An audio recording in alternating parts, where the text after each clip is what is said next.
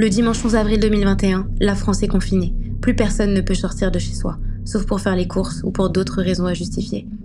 Les Français, pour s'occuper, passent de plus en plus de temps sur Internet. Et ce jour-là, à 6h15 du matin, sur une chatroom en live, une jeune femme dans une voiture pleure et hurle. Et derrière elle, un homme est en train de menacer un autre homme avec un couteau. Que s'est-il passé? Est-ce un montage ou la réalité? Qui sont-ils? Aujourd'hui, découvrons ensemble la terrible histoire de Kenneth Lova.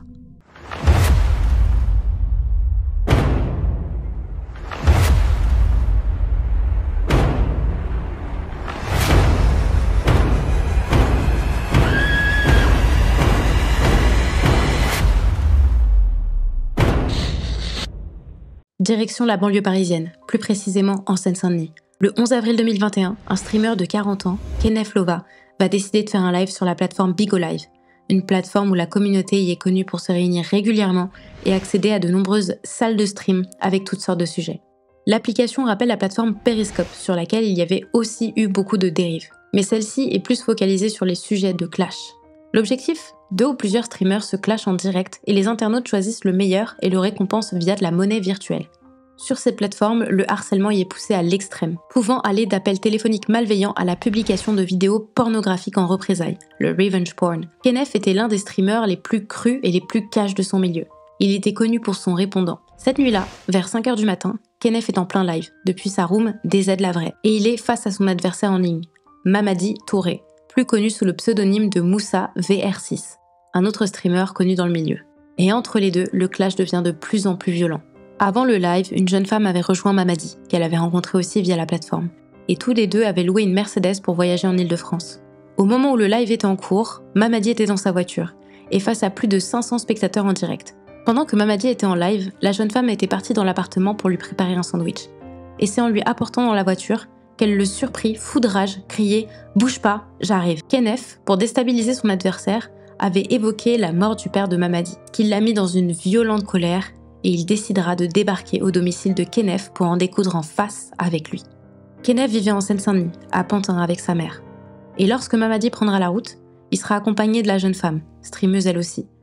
Arrivé en bas du bâtiment, Mamadi le menace et lui dit de venir. Et Kenneth est bien décidé à ne pas se laisser faire. Avant de partir, il prendra discrètement un couteau de cuisine et va ensuite rejoindre son adversaire. Tous les deux, ils vont se battre en face de la jeune femme, qui enclenchera un live et filmera toute la scène en direct sur la plateforme. Ils vont se battre extrêmement violemment, et Kenneth sortira le couteau de cuisine qu'il avait au préalable caché et s'acharnera sur Mamadi, lui assénant 5 coups de couteau. Il en recevra dans les jambes, dans les pieds, et en fatal, sur le thorax. Le tout filmé en direct. Depuis le live, les internautes verront filmer dans l'obscurité l'habitacle de la voiture. Et la jeune femme, elle est étranglée de sanglots. Elle pousse des hurlements à glacer le sang. Et on entendra « Kenneth, Kenneth, Kenneth, je t'en supplie mon frère Kenneth, Wallah Kenneth. Ça suffit, regarde ce que tu fais. Pourquoi tu sors le schlass ?» C'est-à-dire le couteau. « Kenneth, Kenneth, Kenneth, arrête s'il te plaît, je t'en supplie.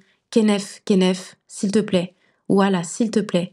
Kenneth, voilà mon frère, regarde s'il te plaît, je t'en supplie, arrête. » Et les cris de douleur de Mamadi résonnent sur le live. Peu de temps après, il succombera à ses blessures et sera déclaré mort seulement 1 heure après le début de la bagarre. Au total, l'altercation entre les deux jeunes hommes n'aura duré que 5 minutes. Et une fois rentré chez lui, Kenneth Lova avait débriefé sur Snapchat avec une amie virtuelle avant que les policiers viennent l'arrêter. Kenneth ne savait pas encore qu'il avait tué son adversaire. Et il a dit « Crois-moi, il ne va plus chanter sur Internet lui ». Et il se vantait. Le lendemain matin, la mère de Kenneth tombera sur le couteau ensanglanté. Elle va le prendre, le laver, puis le cacher dans une cabane dans son jardin. Et c'est le lendemain matin que Kenneth sera arrêté chez lui par la police. Il ne se rendait pas compte et ne savait pas qu'il avait tué Mamadi. Et il sera embarqué au commissariat de police pour s'expliquer. Qui est Kenneth Lova?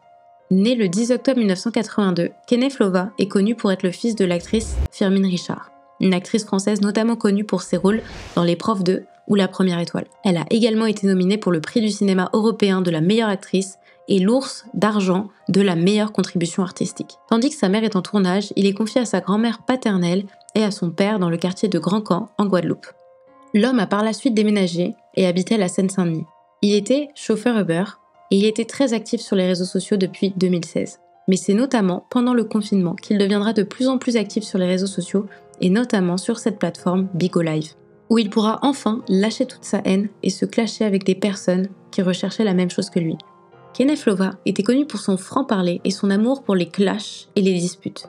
C'était un homme violent avec un lourd casier judiciaire. En 2017, et encore via la plateforme Bigo Live, il a traversé la France pour une bagarre et au final, s'était brisé une phalange et a été condamné à plusieurs mois de prison. Il a aussi été l'auteur de multiples agressions homophobes. Lorsqu'il a commencé à partager sa vie sur les réseaux sociaux, il s'était fait initialement connaître son quotidien de chauffeur VTC.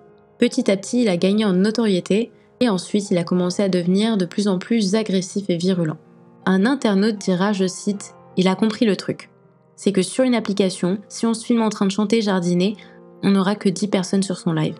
Et s'il y a des bagarres, des insultes, des déplacements pour aller frapper d'autres personnes, une grande communauté va apparaître. » Le vendredi 3 février 2023, à la cour d'assises de Bobigny, se tient le procès de Kenneth Lova. Et il encourt la prison à perpétuité. Devant la cour, il insistera sur le fait qu'il n'avait pas prémédité son acte et que le but n'était pas de donner la mort.